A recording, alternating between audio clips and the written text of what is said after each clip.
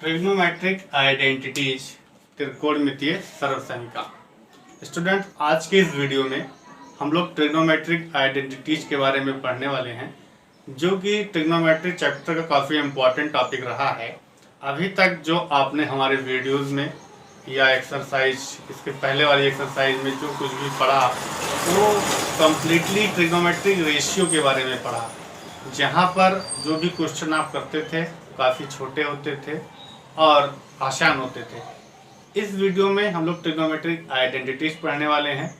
तो trigonometric identities से related जो अगली एक्सरसाइज रहेगी उसमें जो क्वेश्चन रहेंगे वो किस तरह के रहेंगे, देखिए।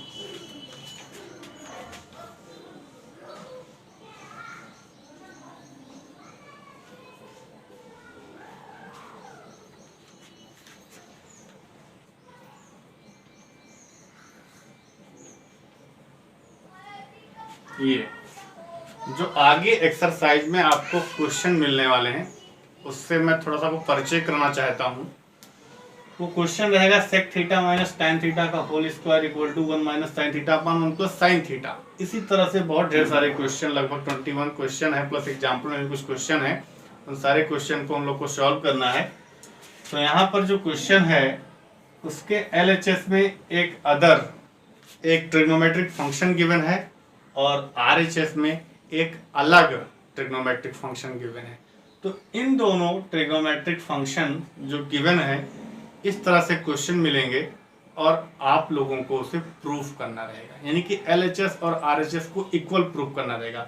तो आपके पास दो ऑप्शन होते हैं, चाहे आप LHS को सॉल्व करके RHS लाएं या RHS को सॉल्व करके LHS लाएं, तो मिला के आपको सॉल्व करना होता है।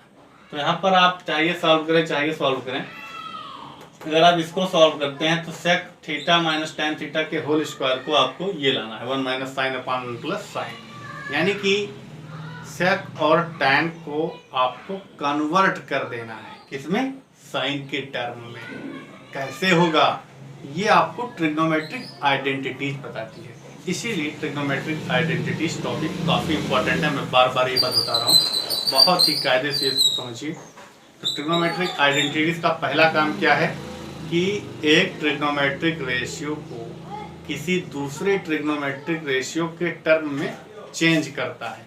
यानी कि जैसे ट्रिग्नोमेट्रिक रेशियो आपने पढ़े हैं, sine theta, cos theta, tan theta, cot theta, sec theta और कोसेक थीटा।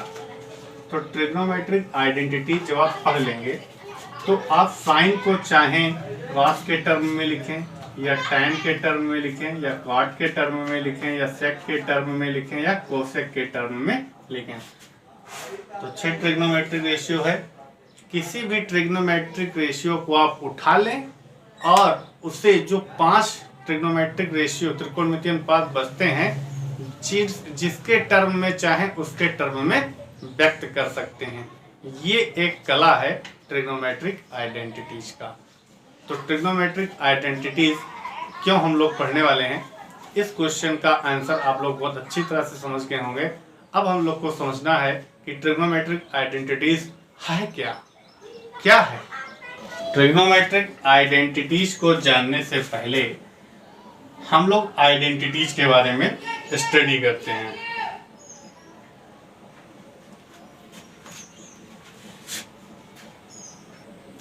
आइडेंटिटीज जो वर्ड है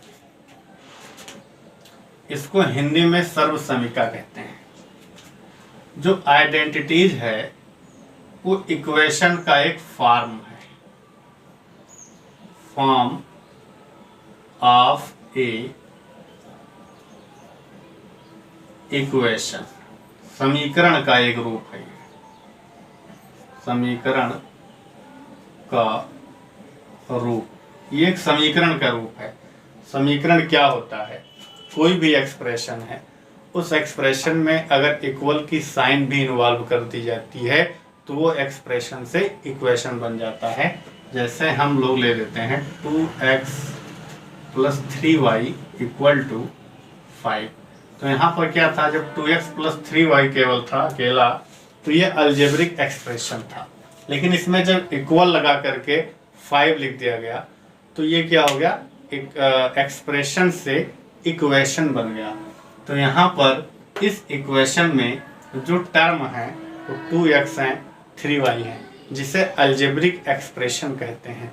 तो ये जो इक्वेशन है वो अलजेब्रिक एक्सप्रेशन से बना है, इसलिए इसे हम क्या कहते हैं, अलजेब्रिक इक्वेशन।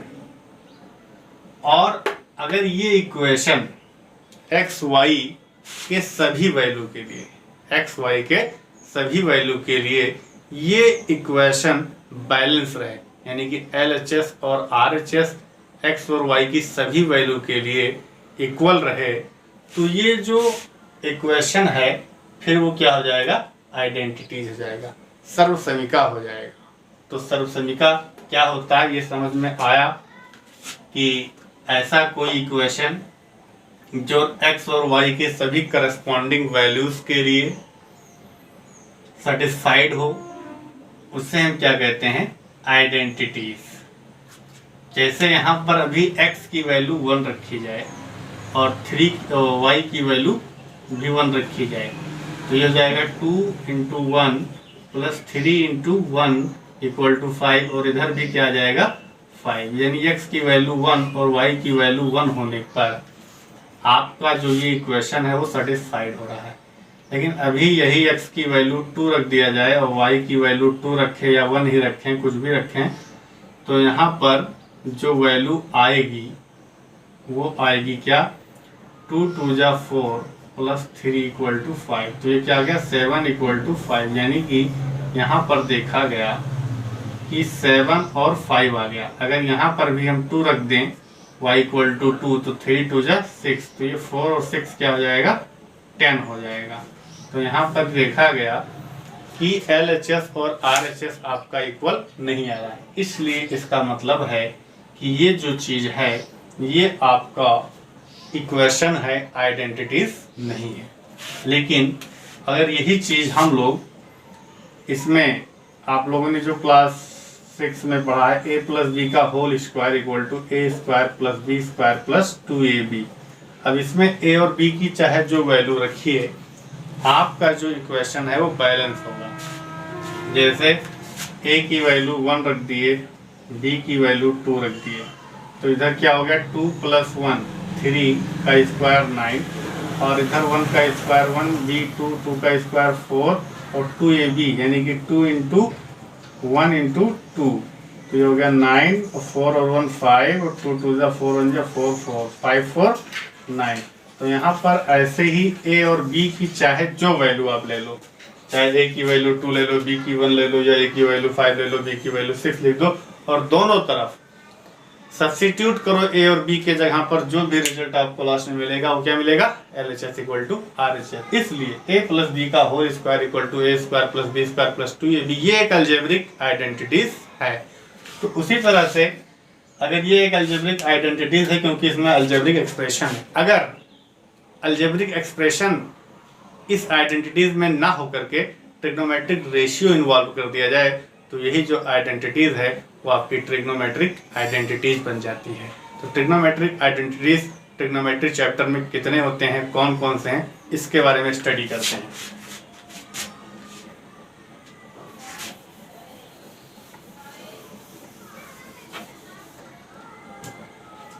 तो ट्रिग्नोमेट्री जो चैप्टर है वो राइट एंगल ट्रायंगल पर बेस्ड है। तो आइडेंटिटीज को जानने के लिए हम लोग सबसे पहले एक राइट एंगल ट्रायंगल बनाते हैं।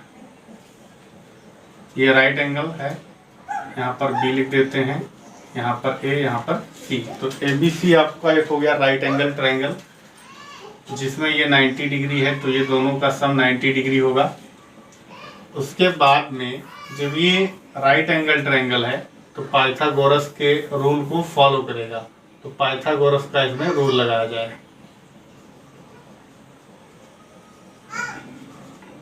जो पाइथागोरस का रूल है वो क्या है, AC का स्क्वायर = AB का स्क्वायर प्लस BC का स्क्वायर, यानी कि लंब का स्क्वायर = आधार का स्क्वायर प्लस कर्ण का स्क्वायर, यानी कि हाइपोटेनस का स्क्वायर = बेस का स्क्वायर प्लस परपेंडिकुलर का स्क्वायर। उसके बाद में ये है ऐसे लिखा है, अब क्या करेंगे कि AC स्क्वायर से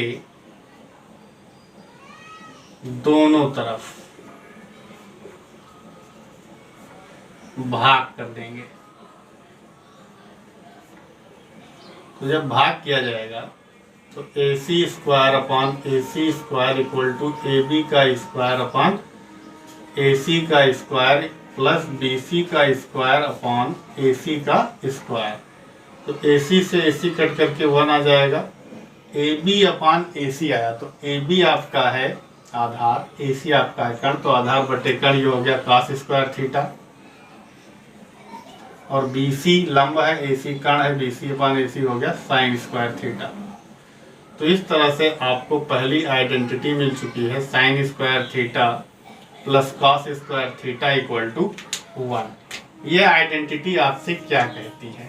ये आइडेंटिटी आपसे कहती है कि sine square theta plus cos square theta equal to अगर 1 होता है तो sine square A plus cos square A equal to भी 1 होगा, sine square alpha plus cos square alpha equal to 1 होगा, sine square 10 plus cos square 10 भी 1 होगा, sine square 30 plus cos square 30 भी 1 होगा। कहने का मतलब क्या है कि साइन स्क्वायर और कॉस स्क्वायर के साथ में जो एंगल थीटा है, अगर ये दोनों जगह पर सेम सेम है तो जो वैल्यू होगी वो 1 होगी, एंगल चाहे जो भी हो। एक कंडीशन है कि जो यहाँ पर थीटा की एंगल है, पहला तो सेम होना चाहिए, थीटा क्या है दोनों जगह पर सेम होना चाहिए।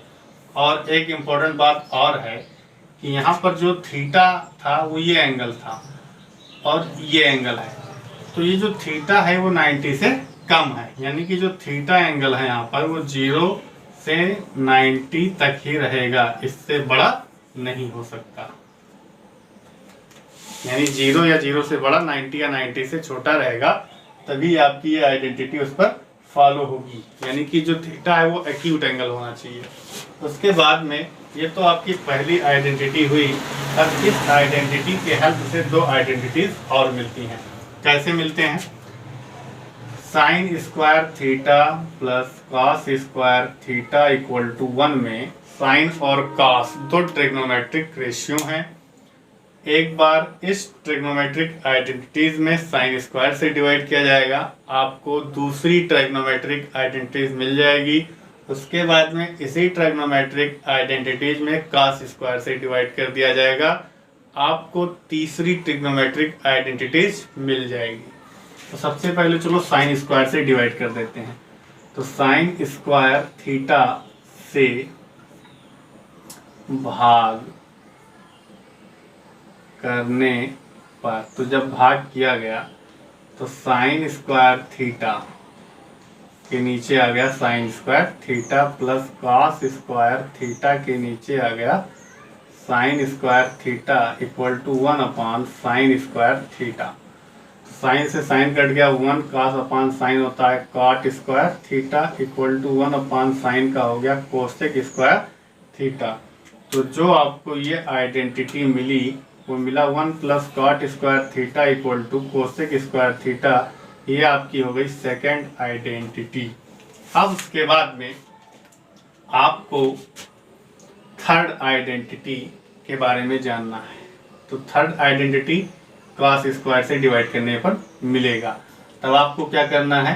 कॉस स्क्वायर थीटा से भाग करना है।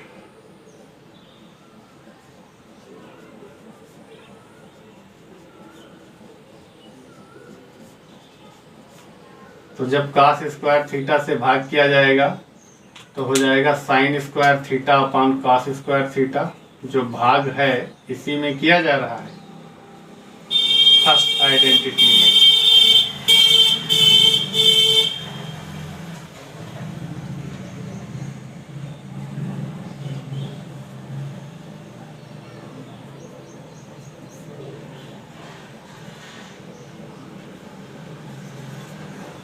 ये अब क्या हुआ? साइन अपॉन कॉस हो गया tan, और cos से cos कट गया, 1 अपॉन cos का हो गया सेक स्क्वायर थीटा। तो tan square theta plus 1 equal to sec square theta. ये आपकी थर्ड आइडेंटिटी हो गई, जिसको इस तरह से भी लिख सकते हैं, आगे पीछे कर सकते हैं। 1 plus tan square theta equal to sec square theta. ये आपकी हो गई थर्ड आइडेंटिटी। अब क्या है कि इन्हीं थर्ड आइडेंटिटी का यूज करके किसी भी ट्रिग्नोमेट्रिक रेशियो को किसी अनदर ट्रिग्नोमेट्रिक रेशियो में कन्वर्ट किया जा सकता है। कैसे? जैसे यहाँ पर आपको मान लो साइन को कास के टर्म में कन्वर्ट करना है, तो साइन को यहाँ पर रोक लिए, कास को उधर भेज दिए, तो sine square theta equal to 1 minus cos square theta हो गया। तो देखो साइन कास के टर्म में कन्वर्ट हो गया। अगर कास को साइन के टर्म में कन्वर्ट करना है, कास को रोक लो, साइन को साइड भेज दो, तो cos square theta equal to 1 minus sine square theta हो जाएगा। उसके बाद में वैसे ही सेम प्रोसेस यहाँ पर भी होना है।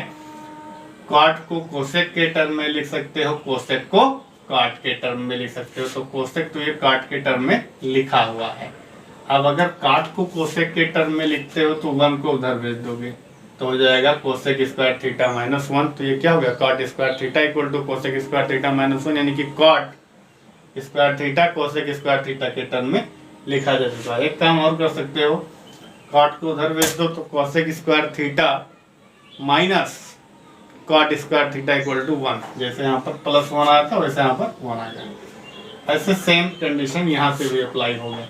तो क्या है कि इस तरह से ट्रिग्नोमेट्रिक आइडेंटिटीज का जो टॉपिक था बहुत ही अच्छी तरह से कंप्लीटली मैंने आप लोग को एक्सप्लेन कर दिया है।